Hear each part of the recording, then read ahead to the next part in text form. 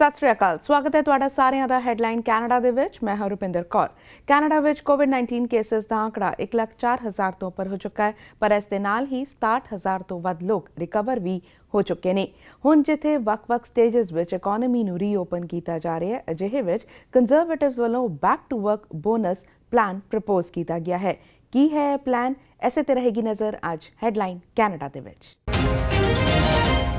Prime minister Justin Trudeau ਨੇ ਅੱਜ Quebec ਦੇ ਇੱਕ ਫੂਡ ਬੈਂਕ ਦਾ ਦੌਰਾ ਕੀਤਾ। ਇਸ ਮੌਕੇ ਉਹਨਾਂ ਜਾਣਕਾਰੀ ਦਿੱਤੀ ਕਿ ਸਟੂਡੈਂਟ ਗ੍ਰਾਂਟ ਲਈ $900 ਮਿਲੀਅਨ ਦਾ ਐਲਾਨ ਕੀਤਾ ਗਿਆ ਸੀ, ਜਿਸ ਦੇ ਲਈ 20 ਚੈਰਿਟੀ ਆਰਗੇਨਾਈਜੇਸ਼ਨ ਦੇ ਨਾਲ ਇੱਕ ਕੰਟਰੈਕਟ ਕੀਤਾ ਗਿਆ ਸੀ। ਆਪੋਜੀਸ਼ਨ ਵੱਲੋਂ ਖਾਸ ਤੌਰ ਤੇ ਅਪੋਜ਼ ਕੀਤਾ ਜਾ ਰਿਹਾ ਸੀ ਕਿ ਇਹ ਕੰਟਰੈਕਟ 20 ਚੈਰਿਟੀ ਆਰਗੇਨਾਈਜੇਸ਼ਨ ਨਾਲ ਕਿਉਂ ਕੀਤਾ ਗਿਆ ਹੈ, ਪਰ ਹੁਣ ਇਹ ਕੰਟਰੈਕਟ ਖਾਰਜ ਕਰ ਦਿੱਤਾ ਗਿਆ ਹੈ। Well, we are going to be moving forward with government itself delivering directly these grants. Certainly there are certain things that we will not be able to do as government delivers this program directly. Reaching out to actively search and pull in volunteers was something that the WE organisation could do because of its extensive network and practice, as well as support in training and onboarding volunteers so that smaller organisations, for example, could ensure that we're giving the best possible experience to Canadians. That was something that we was ready to do, that government isn't necessarily best positioned to do, but we're going to continue to work with partners across the country and within government to make sure that these young people who've been stepping up right across the country at a time of COVID, but year in, year out, to try and contribute to the well-being of their community and their country, continue to get those opportunities to make a difference in their communities. ਹੁਣ ਜਦੋਂ Canada ਵਿੱਚ economy ਨੂੰ reopen ਕੀਤਾ ਜਾ ਰਿਹਾ ਤੇ ਵੱਖ-ਵੱਖ ਸੂਬਿਆਂ ਵਿੱਚ ਵੱਖ-ਵੱਖ ਸਟੇਜਸ ਵਿੱਚ ਇਕੋਨਮੀ ਰੀਓਪਨ ਹੋ ਰਹੀ ਹੈ ਤੇ ਵਰਕਰਸ ਨੇ ਕੰਮ ਤੇ ਪਰਤਣਾ ਸ਼ੁਰੂ ਕਰ ਦਿੱਤਾ ਹੈ, ਅਜਿਹੇ ਵਿੱਚ ਕੰਜ਼ਰਵੇਟਿਵਸ ਵੱਲੋਂ ਇੱਕ ਪਲਾਨ ਪ੍ਰਪੋਜ਼ ਕੀਤਾ ਗਿਆ ਹੈ, back to work bonus plan. ਕੀ ਹੈ ਇਹ ਪਲਾਨ ਅਤੇ ਕਿਉਂ ਹੈ ਇਸ ਦੀ ਲੋੜ? ਇਸੇ ਸੰਬੰਧੀ ਗੱਲਬਾਤ ਕਰਨ ਲਈ ਸਾਡੇ ਨਾਲ ਜੁੜ ਰਹੇ ਨੇ ਐਡਮਿੰਟਨ ਮਿਲਵੁੱਡਸ ਤੋਂ ਮੈਂਬਰ ਪਾਰਲੀਮੈਂਟ ਟਿਮ ਮੁਪਲ। ਸਤਿ ਸ਼੍ਰੀ ਅਕਾਲ ਜੀ, ਸਵਾਗਤ ਹੈ ਤੁਹਾਡਾ ਪੀਟੀਸੀ ਦੇ ਵਿੱਚ। ਥੈਂਕ ਯੂ ਵੈਰੀ ਮਚ ਜੀ। ਸਤਿ ਸ਼੍ਰੀ ਅਕਾਲ ਜੀ। ਤੁਹਾਡੇ ਤੋਂ ਜਾਣਨਾ ਚਾਹਾਂਗੇ ਕਿ ਜਿਵੇਂ ਕੰਜ਼ਰਵੇਟਿਵਸ ਵੱਲੋਂ ਅਸੀਂ ਦੇਖਿਆ ਕਿ ਇੱਕ ਪਲਾਨ ਪ੍ਰਪੋਜ਼ ਕੀਤਾ ਗਿਆ ਹੈ, back to work bonus plan. ਕੀ ਹੈ ਇਹ ਪਲਾਨ? ਦੇਖੋ ਜੀ, ਜਿਹੜੇ ਇਸ ਵੇਲੇ ਹੁਣ ਜਸਟਿਨ ਟਰੂਡੋ ਦੇ ਪਲਾਨ ਆ, ਉਹ ਇੱਦਾਂ ਵੀ ਤੁਹਾਨੂੰ ਚਲੋ ਠੀਕ ਆ, ਤੁਹਾਡੇ ਕੋਲ ਜੌਬ ਨਹੀਂ ਸੀ, ਸਪੈਸ਼ਲੀ ਜਦੋਂ ਪੈਂਡੈਮਿਕ ਸ਼ੁਰੂ ਹੋਇਆ $2,000 ਮਿਲਦੇ ਸੀਗੇ, ਪਰ ਨਾਓ ਬਿਜ਼ਨੈਸਿਸ ਓਪਨ ਅਪ ਹੋਣ ਲੱਗ ਗਏ ਰਾਈਟ ਅਕ੍ਰੋਸ ਦ ਕੰਟਰੀ। ਵਰ ਓਪਨਿੰਗ ਅਪ ਬਿਜ਼ਨੈਸਿਸ ਤੇ ਉਹ ਬਿਜ਼ਨਸ ਵੀ ਚਾਹੁੰਦੇ ਵੀ ਹੁਣ EMPLOYEES ਬੈਕ ਟੂ ਵਰਕ ਆ ਜਾਣ। ਤੇ ਇਸ ਵੇਲੇ ਵੀ ਸਪੈਸ਼ਲੀ ਉਹਨਾਂ ਨੇ ਐਕਸਟੈਂਡ ਕਰਤਾ, ਜੇ ਤੁਸੀਂ ਕੰਮ ਨਹੀਂ ਕਰਦੇ ਤੁਹਾਨੂੰ ਫਿਰ ਵੀ $2,000 ਮਿਲਦਾ ਵਾ, which for some people still need it, but for other people ਥੋੜਾ ਜਿਹਾ ਬੈਰੀਅਰ ਬਣ ਜਾਂਦਾ, ਬਿਕਾਜ਼ ਜੇ ਤੁਸੀਂ ਕੰਮ ਕਰਨ ਲੱਗੇ ਤੇ $1,001 ਬਣ ਗਿਆ, ਤੁਹਾਡਾ 2,000 ਚਲਿਆ ਗਿਆ। ਸੋ ਐਕਚੁਅਲੀ ਤੁਹਾਨੂੰ ਕੰਮ ਕਰਨ ਦੇ ਨਾਲ ਨੁਕਸਾਨ ਹੋ ਸਕਦਾ financially, and that should never happen. Basically ਜੇ ਤੁਸੀਂ ਕੰਮ ਕਰਦੇ ਆ ਤੁਹਾਨੂੰ ਫਾਇਦਾ ਹੋਣਾ ਚਾਹੀਦਾ। ਸੋ ਅਸੀਂ ਇਹ ਕਹਿੰਦੇ ਆ we are calling it a back to work bonus. ਵੀ ਜੇ ਤੁਸੀਂ ਕੰਮ ਤੇ ਜਾਂਦੇ ਹੋ ਤੁਹਾਨੂੰ ਬੋਨਸ ਮਿਲੂਗਾ, ਨਾਟ ਵੀ ਤੁਹਾਨੂੰ ਨੁਕਸਾਨ ਹੋਊਗਾ। ਸੋ ਉਸ ਦੇ ਨਾਲ ਲੋਕਾਂ ਨੂੰ ਇਨਕਰੇਜਮੈਂਟ ਹੋਊਗੀ ਵੀ ਤੁਸੀਂ ਨਾਲੇ to go back to work. ਜਿਹੜੇ ਸਮਾਲ ਬਿਜ਼ਨੈਸਿਸ ਓਪਨ ਹੋ ਰਹੇ ਨੇ ਔਰ ਇਵਨ ਬਿਗ ਬਿਜ਼ਨੈਸਿਸ ਹੁਣ ਬੈਕ ਖੋਲ ਰਹੇ ਨੇ, ਵੀ ਤੁਹਾਨੂੰ ਉਹ ਤੁਸੀਂ ਉੱਥੇ ਜਾ ਸਕਦੇ ਹੋ। ਜਿੰਨਾ ਵੀ ਤੁਸੀਂ ਕੰਮ ਕਰਦੇ ਆ ਉਸ ਹਿਸਾਬ ਦੇ ਨਾਲ ਜਿਹੜਾ ਤੁਹਾਡਾ $2,000 ਆ ਉਹ ਘਟਣ ਲੱਗ ਜੂਗਾ gradually, but you will still at the end of the day ਕੰਮ ਕਰਦੇ ਕਰਕੇ ਜ਼ਿਆਦਾ ਪੈਸੇ ਬਣਾਵਾਂਗੇ। ਜੀ, ਜਦੋਂ ਇਸ ਬੈਨੀਫਿਟ ਦਾ ਐਲਾਨ ਹੋਇਆ ਸੀ ਤਾਂ ਅਸੀਂ ਦੇਖਿਆ ਕਿ ਮਿਲੀਅਨਸ ਦੀ ਤਾਦਾਦ ਵਿੱਚ ਕੈਨੇਡੀਅਨਸ ਨੇ ਇਸ ਬੈਨੀਫਿਟ ਦਾ ਫਾਇਦਾ ਲਿਆ ਤੇ ਕਈ ਹਜੇ ਲੈ ਵੀ ਰਹੇ ਆ। ਹੁਣ ਜਦੋਂ ਤੁਹਾਡੇ ਵੱਲੋਂ ਇੱਕ ਬੋਨਸ ਪ੍ਰਪੋਜ਼ ਕੀਤਾ ਜਾ ਰਿਹਾ ਹੈ ਤਾਂ ਸਰਕਾਰ ਦਾ ਇਸ ਤੇ ਕੀ ਪੱਖ ਹੈਗਾ? ਅਸੀਂ ਸੋਚਦੇ ਹਾਂ ਵੀ ਦੇਖੋ ਵੀ ਲੋਕੀ ਫਿਰ ਵੀ ਲੈਣਗੇ, but it will be a bonus in the sense of ਜੇ ਤੁਸੀਂ ਕੰਮ ਕਰਦੇ ਆ, ਜੇ ਤੁਸੀਂ ਕੰਮ ਤੁਹਾਡੇ ਘੰਟੇ ਵੱਧਦੇ ਆ ਤੇ ਤੁਸੀਂ ਜ਼ਿਆਦਾ ਪੈਸੇ ਬਣਾਉਣੇ ਆ, ਤੁਹਾਡੇ ਜਿਹੜੇ ਉਹ ਬੋਨਸ ਸਰਵ ਵਾਲੀ ਪੇਮੈਂਟ ਆ ਉਹ ਹੌਲੀ ਹੌਲੀ ਘੱਟ ਜੂਗੀ। So if you making enough money then you won't get the CERB. ਪਰ ਇਹ ਨਹੀਂ ਹੋ ਵੀ ਜੇ ਤੁਸੀਂ ਕੰਮ ਕਰਦੇ ਆ ਤੁਹਾਨੂੰ ਘਾਟਾ ਪੈ ਜਾਊਗਾ, because that's the problem right now. ਜੇ ਤੁਸੀਂ $1,001 ਬਣਾਉਂਦੇ ਆ, ਤੁਹਾਡਾ ਜਿਹੜਾ $2,000 ਉਹ ਚਲਿਆ ਜਾਂਦਾ। ਵਾਟ ਵੀਅਰ ਸੇਇੰਗ ਇਜ਼ ਜਦੋਂ ਤੁਸੀਂ 1,000 ਤੋਂ $5,000 ਤੱਕ ਬਣਾਉਂਦੇ ਆ, ਤੁਹਾਡੇ ਉਹ ਸਰਵ ਵਾਲੀ ਜਿਹੜੀ 2,000 ਪੇਮੈਂਟ ਉਹ ਘਟਣ ਲੱਗ ਜੂ। So it encourages people to go back to work. ਆਪਾਂ ਇਹੀ ਹੁਣ ਚਾਹੁੰਦੇ ਹਾਂ ਵੀ ਇਕੋਨਮੀ ਖੁੱਲੇ ਤੇ ਲੋਕ ਹੁਣ ਕੰਮ ਕਰਨ। ਜੀ ਬਿਲਕੁਲ, ਕਿਉਂਕਿ ਅਸੀਂ ਵੀ ਦੇਖਿਆ ਹੈ ਕਿ ਹੁਣ ਜਦੋਂ ਵੱਖ-ਵੱਖ ਸਟੇਜਸ ਵਿੱਚ ਵੱਖ-ਵੱਖ ਸੂਬਿਆਂ ਵਿੱਚ ਇਕੋਨਮੀ ਖੁੱਲ ਰਹੀ ਹੈ ਤਾਂ ਕਈ ਲੋਕਾਂ ਵਿੱਚ ਇੱਕ ਹੈਜ਼ੀਟੇਸ਼ਨ ਹੈਗੀ ਹੈ ਕਿ ਉਹ ਕੰਮ ਤੇ ਜਾਣ ਜਾਂ ਨਾ ਜਾਣ, ਕਿਉਂਕਿ ਬੈਨੀਫਿਟ ਤੇ ਉਹ ਜ਼ਿਆਦਾ ਪੈਸੇ ਬਣਾ ਰਹੇ ਨੇ। ਅਜਿਹੇ ਵਿੱਚ ਜਦੋਂ ਤੁਸੀਂ ਇਹ ਬੋਨਸ ਪ੍ਰਪੋਜ਼ ਕੀਤਾ ਹੈ ਤਾਂ ਇਸ ਨੂੰ ਰਿਐਲਿਟੀ ਵਿੱਚ ਤਬਦੀਲ ਕਰਨ ਲਈ ਤੁਹਾਨੂੰ ਹੋਰ ਕੀ ਲੱਗਦਾ ਹੈ, ਹੋਰ ਕੀ ਸਟੈਪਸ ਦੀ ਲੋੜ ਹੈ? ਕੀ ਤੁਹਾਨੂੰ ਹੋਰ ਵੱਖ-ਵੱਖ ਪਾਰਟੀਆਂ ਦੀ ਮਦਦ ਵੀ ਲੈਣੀ ਪੈ ਸਕਦੀ ਹੈ? ਹਾਂਜੀ ਜ਼ਰੂਰ ਸਾਨੂੰ ਹਾਊਸ ਆਫ ਕਾਮਨਸ ਦੇ ਵਿੱਚ ਉਹਨਾਂ ਦੀ ਲੋੜ ਆ ਪਰ ਅਨਫੋਰਚੂਨਟਲੀ ਅਸੀਂ ਜਦੋਂ ਇਹ ਪ੍ਰੈਜ਼ੈਂਟ ਵੀ ਕੀਤਾ ਜਸਟਨ ਟਰੂਡੋ ਵੱਲੋਂ ਕੋਈ ਕਹਿ ਲਓ ਵੀ ਫੇਵਰੇਬਲ ਰਿਸਪੌਂਸ ਨਹੀਂ ਮਿਲਿਆ ਸੋ ਉਹ ਨਹੀਂ ਅਗਰੀ ਕਰ ਰਹੇ but we are still pushing ਵੀ ਲੋਕਾਂ ਨੂੰ to get them back to work because ਮੇਰੇ ਵੀ ਹੁਣ ਸਮਾਲ ਬਿਜ਼ਨਸ ਨਾਲ ਗੱਲ ਹੋ ਰਹੀ ਆ ਉਹ ਕਹਿੰਦੇ ਵੀ ਕਈ ਲੋਕ ਇਦਾਂ ਵੀ ਉਹ ਕੰਮ ਤੇ ਨਹੀਂ ਆਉਂਦੇ ਬਿਕਾਜ਼ ਇਟਸ ਹਿਊਮਨ ਨੇਚਰ ਜੇ ਤੁਸੀਂ ਕੰਮ ਕਰਕੇ ਤੁਹਾਨੂੰ ਘਾਟਾ ਪੈ ਸਕਦਾ then who would do it right so ਅਸੀਂ ਫਿਰ ਵੀ encourage ਕਰਦੇ ਹਾਂ ਵੀ back to work ਜਾ ਕੇ ਤੁਹਾਨੂੰ ਫਾਇਦਾ ਹੋਣਾ ਚਾਹੀਦਾ that's why people work is to make more money ਵੀ ਆਪਣੀ ਫੈਮਿਲੀ ਨੂੰ ਪ੍ਰੋਵਾਈਡ ਕਰਨ ਲਈ ਸੋ ਜਿਨ੍ਹਾਂ ਨੂੰ ਹਲੇ ਨਹੀਂ ਜੌਬ ਮਿਲਦੀ ਠੀਕ ਆ ਉਹਨਾਂ ਲਈ ਨੋ ਪ੍ਰੋਬਲਮ $2000 ਫਿਰ ਵੀ ਮਿਲ ਸਕਦਾ ਅਸੀਂ ਉਹ ਨਹੀਂ ਕਹਿ ਰਹੇ ਵੀ ਨਹੀਂ ਮਿਲਣਾ ਚਾਹੀਦਾ ਪਰ if you go back to work you should make more money ਤੇ ਅਸੀਂ ਹਲੇ ਵੀ ਪੁਸ਼ ਕਰ ਰਹੇ ਹਾਂ ਦੂਜੀ ਪਾਰਟੀਆਂ ਨੂੰ ਵੀ ਸਾਡੀ ਸਪੋਰਟ ਕਰੋ ਤੇ ਇਹ ਜਿਹਾ ਬੋਨਸ ਸਿਸਟਮ ਸ਼ੁਰੂ ਕਰੀਏ ਵੀ ਲੋਕ ਫਿਰ are encouraged to go back to work ਜੀ ਇੱਕ ਹੋਰ ਇਸ਼ੂ ਬਾਰੇ ਗੱਲ ਕਰਨਾ ਚਾਹਾਂਗੇ ਸਟੂਡੈਂਟ ਗ੍ਰਾਂਟ ਲਈ ਖਾਸ ਤੌਰ ਤੇ $900 ਮਿਲੀਅਨ ਦਾ ਐਲਾਨ ਕੀਤਾ ਗਿਆ ਸੀ ਸਰਕਾਰ ਵੱਲੋਂ ਜਿਹੜਾ ਵੀ ਚੈਰਿਟੀ ਦੇ ਥਰੂ ਦਿੱਤਾ ਜਾਣਾ ਸੀ ਤੁਹਾਡੀ ਸਰਕਾਰ ਵੱਲੋਂ ਤੁਹਾਡੀ ਪਾਰਟੀ ਵੱਲੋਂ ਇਨਵੈਸਟੀਗੇਸ਼ਨ ਦੀ ਮੰਗ ਕੀਤੀ ਗਈ ਆਡੀਟਰ ਜਨਰਲ ਨੂੰ ਲੈਟਰ ਵੀ ਲਿਖਿਆ ਗਿਆ ਪਰ ਅੱਜ ਜਿਵੇਂ ਖਬਰ ਆਈ ਹੈ ਕਿ ਉਹ ਵੀ ਚੈਰਿਟੀ ਨਾਲ ਜੋ ਕੰਟਰੈਕਟ ਸੀ ਉਸ ਨੂੰ ਖਾਰਿਜ ਕਰ ਦਿੱਤਾ ਗਿਆ ਹੁਣ ਤੁਹਾਡੀ ਪਾਰਟੀ ਦਾ ਕੀ ਰਵੱਈਆ ਹੈ ਦੇਖੋ ਜੀ ਅਸੀਂ ਕਹਿੰਦੇ ਵੀ ਉਹ ਕੰਟਰੈਕਟ ਕੈਨਸਲ ਤਾਂ ਹੀ ਹੋਇਆ because of what we had said ਸ਼ੁਰੂ ਤੋਂ ਹੀ ਅਸੀਂ ਇਹ ਕਹਿ ਰਹੇ ਹਾਂ ਵੀ ਜਿਹੜਾ ਆਲਮੋਸਟ $1 ਬਿਲੀਅਨ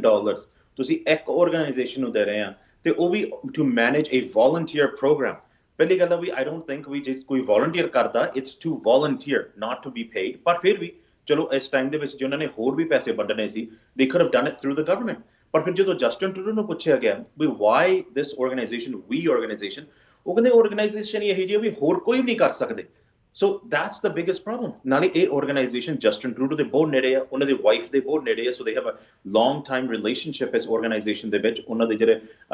executive members ਨੇ relationship ਕਾਫੀ ਚੱਲਦੀ ਆ ਤੇ almost $1 ਬਿਲੀਅਨ ਦਾ ਗ੍ਰਾਂਟ ਦੇਤਾ so these are major issues ਵੀ ਜਿਹੜੇ transparency ਦੀ ਲੋੜ ਆ ਇੰਨਾ ਜ਼ਿਆਦਾ ਖਰਚਾ ਹੋ ਰਿਹਾ and transparency ਹੈ ਨਹੀਂ because House of Commons ਬੰਦ ਕਰਤਾ ਜਿਹੜੇ ਆਡੀਟਰ ਜਨਰਲ ਆ ਉਹ ਤੋਂ ਇੰਨੇ ਆਡਿਟ ਨਹੀਂ ਕਰ ਹੁੰਦੇ because they actually reduce the funding auditor general ਵਾਸਤੇ we've been trying to say for some time we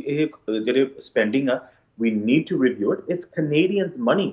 ਆਪਣੇ ਪੈਸੇ ਆ ਲੋਕਾਂ ਦੇ ਪੈਸੇ ਆ ਵੀ ਉਹਨਾਂ ਦੇ ਜਿਹੜੇ ਪੈਸੇ ਖਰਚੇ ਹੋ ਰਹੇ ਆ ਉਹ ਨਾਲ ਦੀ ਨਾਲ ਚੈਕਿੰਗ ਹੋਣੀ ਚਾਹੀਦੀ ਹੈ ਚੈਕਸ ਐਂਡ ਬੈਲੈਂਸਸ ਹੋਣੇ ਚਾਹੀਦੇ ਵੀ ਪੈਸੇ ਸਹੀ ਖਰਚ ਹੋ ਰਹੇ ਕਿ ਨਹੀਂ ਤੇ ਇਸ ਜਿਹੜਾ ਕੈਂਸਲ ਹੁਣ ਹੋ ਗਿਆ ਪਤਾ ਲੱਗਦਾ ਵੀ ਉਸ ਸ਼ੁਰੂ ਤੋਂ ਹੀ ਇਹ ਡਿਸੀਜਨ ਨਹੀਂ ਲੈਣਾ ਚਾਹੀਦਾ ਜੀ ਆਪੋਜੀਸ਼ਨ ਪਾਰਟੀ ਦਾ ਹਮੇਸ਼ਾ ਰੋਲ ਰਿਹਾ ਹੈ ਕਿ ਜਿੱਤੇ ਕਿਤੇ ਸਰਕਾਰ ਦੇ ਕੰਮ ਵਿੱਚ ਕੋਈ ਗੈਪ ਹੈਗੇ ਨੇ ਉਸ ਨੂੰ ਕਵਰ ਕਰਵਾਉਣ ਲਈ ਉਸ ਨੂੰ ਸਾਹਮਣੇ ਲਿਆਂਦਾ ਜਾਏ ਤੁਹਾਨੂੰ ਹਜੇ ਕੀ ਲੱਗਦਾ ਹੈ ਕਿ ਜਿੰਨੇ ਵੀ ਮੈਜਰਸ ਹਲੇ ਸਰਕਾਰ ਵੱਲੋਂ ਲਏ ਗਏ ਨੇ ਕਿਤੇ ਗੈਪ ਰਹਿ ਗਿਆ ਹੈ ਜਿਸ ਨੂੰ ਕਵਰ ਕਰਨ ਦੀ ਲੋੜ ਹੈ ਜ਼ਰੂਰ ਗੈਪ ਹੈਗੇ ਨੇ ਹੱਲੇ ਵੀ ਕੁਝ ਬਿਜ਼ਨੈਸਸ ਆ ਜਿਨ੍ਹਾਂ ਨੂੰ ਕੋਈ ਸਪੋਰਟ ਨਹੀਂ ਮਿਲੀ ਬਿਕਾਜ਼ ਪਹਿਲਾਂ ਦੀ ਉਹ ਸ਼ਾਇਦ ਕੋਈ ਛੋਟੇ ਇਸ ਸਾਲ ਸ਼ੁਰੂ ਕੀਤਾ ਹੋ ਬਿਜ਼ਨਸ ਔਰ ਇਵਨ ਲੇਟ ਲਾਸਟ ਈਅਰ ਵੀ ਉਹਨਾਂ ਕੋਲੇ ਹੱਲੇ ਵੀ ਉਹ ਜਿਹੜੇ ਰੈਵਨਿਊ ਨਹੀਂ ਬਣਿਆ ਵਾ but we been pushing all along ਜਦੋਂ ਵੇਜ ਸਬਸਿਡੀ ਪਹਿਲਾਂ ਸ਼ੁਰੂ ਹੋਈ ਸੀ ਉਦੋਂ 10% ਹੀ ਵੇਜ ਸਬਸਿਡੀ ਸੀ ਅਸੀਂ ਫਿਰ ਪੁਸ਼ ਬੈਕ ਕਰਕੇ ਉਹਨਾਂ ਨੂੰ ਵਧਾਇਆ ਤੇ ਹੁਣ 75% ਹੋ ਗਈ so we've been pushing a lot ਅਸੀਂ ਹਲੇ ਇਹ ਵੀ ਕਹਿੰਦੇ ਆ ਵੀ ਗੈਪ ਜਿਹੜੀ ਸਰਵ ਪੇਮੈਂਟ ਦੇ ਵਿੱਚ 2000 ਵਿੱਚ ਉਹਦੇ ਵਿੱਚ ਵੀ ਫਲੈਕਸੀਬਿਲਿਟੀ ਹੋਣੀ ਚਾਹੀਦੀ ਹੈ ਸੋ ਤੁਸੀਂ ਕੰਮ ਤੇ ਜਾ ਸਕਦੇ ਹੋ ਤੁਹਾਨੂੰ ਪੈਸੇ ਹੋਰ ਬਣਨੇ ਚਾਹੀਦੇ ਆ there are many issues like that we ਜਿਹੜੇ ਅਸੀਂ ਪੁਸ਼ ਕਰ ਰਹੇ ਹਾਂ even for small businesses there's still some that properly support ਨਹੀਂ ਮਿਲਦੀ ਉਹਨਾਂ ਨੂੰ support ਮਿਲਣੀ ਚਾਹੀਦੀ ਹੈ ਸੋ ਅਸੀਂ ਨਾਲ ਦੀ ਨਾਲ as an opposition government ਨੂੰ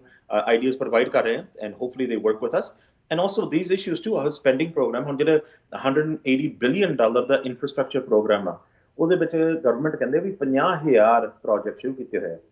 ਸੋ ਪਾਰਲੀਮੈਂਟਰੀ ਬਜਟ ਆਫਿਸਰ ਨੇ ਪੁੱਛਿਆ ਸੀਗਾ ਵੀ 50,000 ਦੀ ਲਿਸਟ ਦੇ ਦਿਓ ਅਸੀਂ ਵੀ ਰਿਕੁਐਸਟ ਕੀਤੀ ਹਾਊਸ ਆਫ ਕਾਮਨਸ ਦੇ ਵਿੱਚ ਉਹ ਲਿਸਟ ਦੇ ਵਿੱਚੋਂ 50,000 ਦੇ ਵਿੱਚੋਂ ਸਿਰਫ 30,000 ਦੀ ਲਿਸਟ ਮਿਲੀ ਆ 20,000 ਪ੍ਰੋਜੈਕਟ ਦੀ ਇਹਨਾਂ ਨੇ ਲਿਸਟ ਨਹੀਂ ਦਿੱਤੀ ਸੋ where are those projects what's happening ਕਿੰਨੀਆਂ ਜੌਬਸ ਕ੍ਰੀਏਟ ਹੋਈਆਂ ਇਹ ਸਾਰੀ ਚੀਜ਼ਾਂ ਉਹਨਾਂ ਨੂੰ ਟ੍ਰਾਂਸਪੇਰੈਂਟ ਹੋਣਾ ਚਾਹੀਦਾ they should be providing this information so as an opposition ਅਸੀਂ ਬਾਰ-ਬਾਰ ਇਹਨਾਂ ਨੂੰ ਪੁਸ਼ ਕਰਾਂਗੇ ਵੀ ਜਿਹੜੇ ਕੈਨੇਡੀਅਨਸ ਦੇ ਤੁਸੀਂ ਪੈਸੇ ਵਰਤਦੇ ਆ ਪ੍ਰੋਪਰਲੀ ਵਰਤੋ ਜੀ ਬਹੁਤ ਧੰਨਵਾਦ ਪੀਟੀਸੀ ਦੇ ਨਾਲ ਗੱਲਬਾਤ ਕਰਨ ਲਈ ਤੇ ਆਪਣੀ ਪਾਰਟੀ ਦਾ ਵਿਊ ਪੁਆਇੰਟ ਸਾਡੇ ਨਾਲ ਸ਼ੇਅਰ ਕਰਨ ਦੇ ਲਈ thank you so much and stay safe thank you very much thank you for having ਮੀ ਸਤਿ ਸ਼੍ਰੀ ਅਕਾਲ ਹੈਡਲਾਈਨ ਕੈਨੇਡਾ ਵਿੱਚ ਫਿਲਹਾਲ ਸਮਾਂ ਹੋ ਗਿਆ ਇੱਕ ਬ੍ਰੇਕ ਤੋਂ ਬਾਅਦ ਸਾਡੀ ਇਹ ਖਾਸ ਪੇਸ਼ਕਸ਼ ਜਾਰੀ ਰਹੇਗੀ ਤੁਸੀਂ ਬਣੇ ਰਹੋ ਸਾਡੇ ਨਾਲ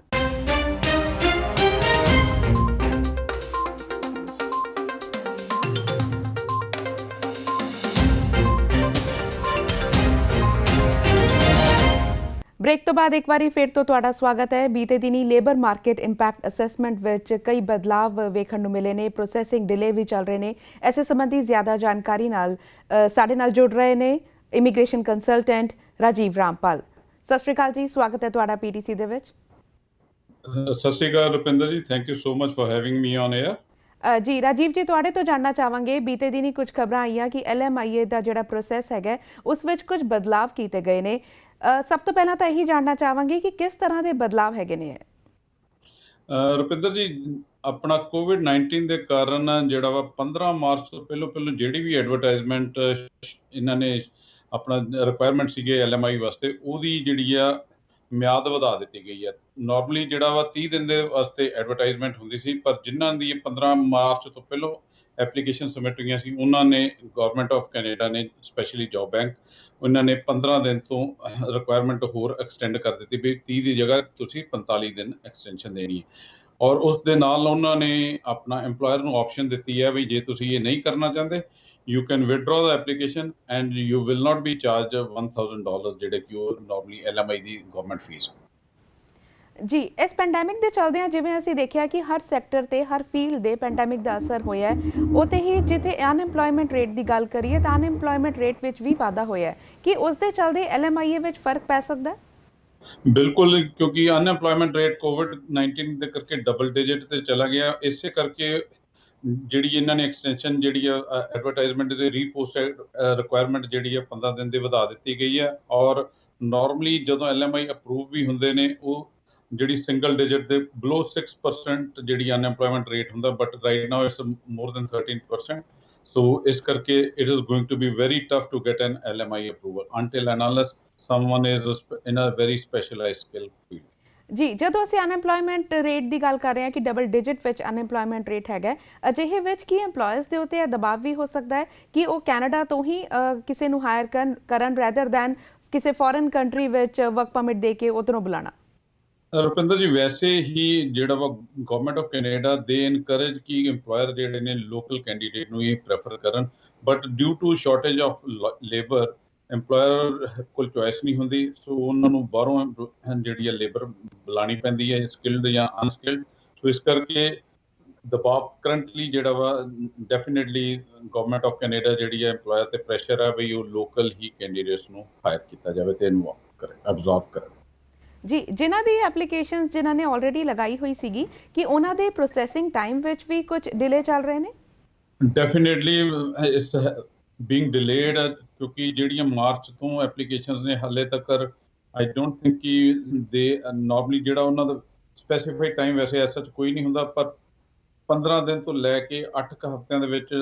ਨਾਰਮਲੀ ਜਿਹੜਾ ਵਾ ਰਿਜ਼ਲਟ ਆ ਜਾਂਦਾ। ਬਟ ਹੁਣ ਕਿਉਂਕਿ ਕੋਵਿਡ ਕਰਕੇ it's been taking longer than 8 weeks.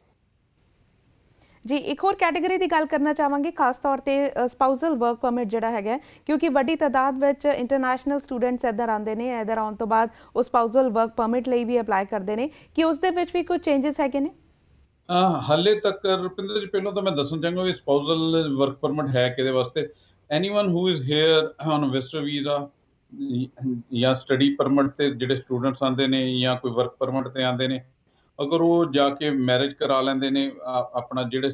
It's only for inside Canada, not otherwise. ਠੀਕ ਹੈ, ਜਿਹੜਾ ਇਹ ਪਾਇਲਟ ਪ੍ਰੋਗਰਾਮ ਰਿਨਿਊ ਹੋਇਆ ਸੀ ਲਾਸਟ ਈਅਰ ਜਨਵਰੀ 2019 ਦੇ ਵਿੱਚ। ਸੋ ਇਹਦੀ ਜਿਹੜੀ expiry date or end date July this month to year. So ਇਹਦੇ ਵਿੱਚ ਕੀ who are already here student work permit or student visa or postgraduate work permit, ਉਹਨਾਂ ਕੋਲ privilege ਹੈ ਵੀ ਉਹ under pilot program they can get their spouses in Canada so that they can live together. So there are certain limitations as well as requirement. So ਅੱਜ ਦੀ date ਦੇ ਵਿੱਚ ਹਲੇ ਕਿਸੇ ਨੂੰ ਨਹੀਂ ਪਤਾ whether the government of Canada is going to extend that pilot program or not. So currently ਜਿਹੜਾ 31 ਜੁਲਾਈ ਨੂੰ ਉਹ ਐਕਸਪਾਇਰ ਹੋ ਜਾਣਾ ਪ੍ਰੋਗਰਾਮ। ਜੀ, ਟਰੈਵਲ ਵੀਜ਼ਾ ਦੀ ਗੱਲ ਕਰੀਏ, ਬੇਸ਼ੱਕ ਹਜੇ ਇੰਟਰਨੈਸ਼ਨਲ ਬਾਰਡਰਸ ਕਲੋਜ਼ ਨੇ, ਕੋਈ ਵੀ ਇੱਧਰ ਕੈਨੇਡਾ ਵਿੱਚ ਜੋ ਕੈਨੇਡੀਅਨ ਰੈਜ਼ੀਡੈਂਟ ਨਹੀਂ ਹੈਗੇ ਉਹ ਨਹੀਂ ਆ ਸਕਦੇ ਹੈ, ਪਰ ਬੀਤੇ ਦਿਨ ਇਹ ਖਬਰ ਆਈ ਸੀ ਕਿ ਜਿਹੜਾ ਟਰੈਵਲ ਵੀਜ਼ਾ ਹੈਗਾ ਉਸ ਦੀ ਪ੍ਰੋਸੈਸਿੰਗ ਸਟਾਰਟ ਕੀਤੀ ਜਾ ਰਹੀ ਹੈ। ਤਾਂ ਇਹ ਕਿਵੇਂ ਕੰਮ ਕਰੇਗਾ, ਕਿਉਂਕਿ ਜੇ ਉਹ ਵੀਜ਼ਾ ਇਸ਼ੂ ਕਰਦੇ ਆ ਪਰ ਇੱਧਰ ਕੋਈ ਐਂਟਰ ਨਹੀਂ ਕਰ ਸਕਦਾ। ਹਾਂਜੀ, ਮੈਂ ਇਹਦੇ ਨਾਲ ਥੋੜਾ ਜਿਹਾ ਇੱਕ ਹੋਰ ਐਡ ਕਰਨੀ ਚਾਹਾਂਗਾ। ਕੱਲ ਦੀ ਨਿਊਜ਼ ਹੈ ਵੀ ਜਿਨ੍ਹਾਂ ਕੋਲ ਆਲਰੇਡੀ ਕਿਸੇ ਕੋਲ ਅਗਰ ਵਰਕ ਪਰਮਿਟ ਅਪਰੂਵਡ ਹੈ and they are coming from USA, they can get a port of entry, they Canada the port of entry, they can get a work permit on the port of entry rather than online applying. but they have to be quarantined for 14 days when they land in Canada as well. And coming back to your question, कि ਜਿਹੜਾ ਇਹ visitor visa the, this is mostly for the individual ਜਿਨ੍ਹਾਂ ਕੋਲ ਆਪਣਾ ਕੀ ਉਹਨੂੰ ਕਹਿੰਦੇ ਨੇ, they can just get visitor visa on arrival, ਜਿੱਦਾਂ ਯੂਰਪੀਅਨ ਦੇ passport holders ਨੇ ਜਾਂ ਕੈਨੇਡਾ USA ਦੇ ਨੇ, so they just need to enter and they can get a visitor visa on arrival. Likewise ਆਪਣਾ ਜਿਹੜਾ ਹੈਗਾ ਜਿਹੜੇ ਇੰਡੀਵਿਜੂਅਲ ਕੈਨੇਡਾ ਦੇ ਵਿੱਚ ਆਲਰੇਡੀ ਹੈਗੇ ਨੇ, they need to extend their visitor visa as a visitor record so that they can maintain their status. So ਉਹਨਾਂ ਲਈ ਵੀ ਇਹ ਆਪਸ਼ਨ ਓਪਨ ਹੋਈ ਹੈ ਕੱਲ। ਜੀ ਰਾਜੀਵ ਜੀ, ਬਹੁਤ ਬਹੁਤ ਧੰਨਵਾਦ ਪੀਟੀਸੀ ਦੇ ਨਾਲ ਜੁੜਨ ਦੇ ਲਈ ਤੇ ਇਮੀਗ੍ਰੇਸ਼ਨ ਸੰਬੰਧੀ ਹੈ ਇੰਪੋਰਟੈਂਟ ਇਨਫੋਰਮੇਸ਼ਨ ਸਾਡੇ ਨਾਲ ਸਾਂਝੀ ਕਰਨ ਦੇ ਲਈ। Thank you so much and stay safe. Thank you so much, Rupinder ji, and all the listeners stay safe. Thank you. Thank you. So ਹੁਣ ਤੱਕ ਲਈ ਹੈਡਲਾਈਨ ਕੈਨੇਡਾ ਵਿੱਚ ਬਸ ਇੰਨਾ ਹੀ। ਫਿਲਹਾਲ ਸਾਨੂੰ ਦਿਓ ਇਜਾਜ਼ਤ। ਤੁਸੀਂ ਰੱਖੋ ਆਪਣਾ ਖਿਆਲ ਤੇ ਦੇਸ਼ ਦੁਨੀਆ ਦੀਆਂ ਖਬਰਾਂ ਲਈ ਬਣੇ ਰਹੋ ਪੀਟੀਸੀ ਦੇ ਨਾਲ।